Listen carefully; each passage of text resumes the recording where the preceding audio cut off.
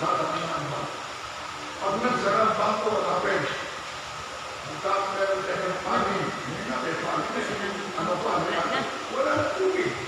Dry na, dry season, wala tubig. Wala na tubig. Diba?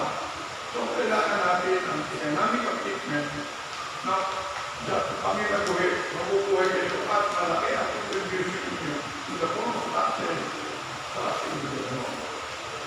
Gobyerno natin, itong pera, iikot siya. Plus, panawag pa.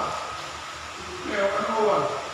Eh, kung magpilino yan ng oil yan, oil, kung bumisa ng oil, magbenta ng oil dalawa, ang dami ng oil sa dinaga, bubuk na yan. Ikikita ang Pilipinas, malaki. Meron na ng share. Bumisa na Cebu, lahat, meron na share. Kung bakit hindi ka nagpapalaki. Deuterium, meron na yung deuterium, yes.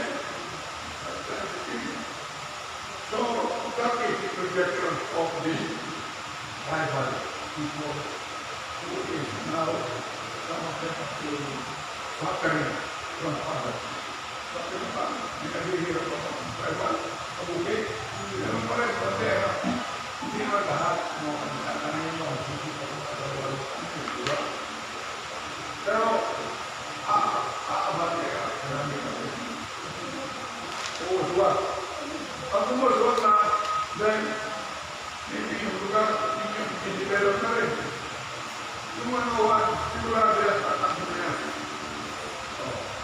Gusto ba niya, gano'n ang ating gawin plano?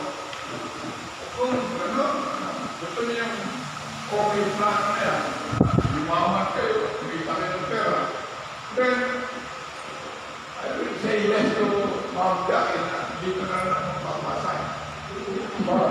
Okay, bibigyan ko yun sa mga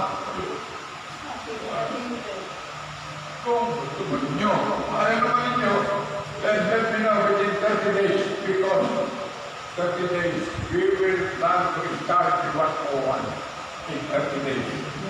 So, nasa sa Israel, I will be asking a group of people from the tribal if you are interested to join the 101 as a partner in development of Cebu and development of Nagasaki. Anyway,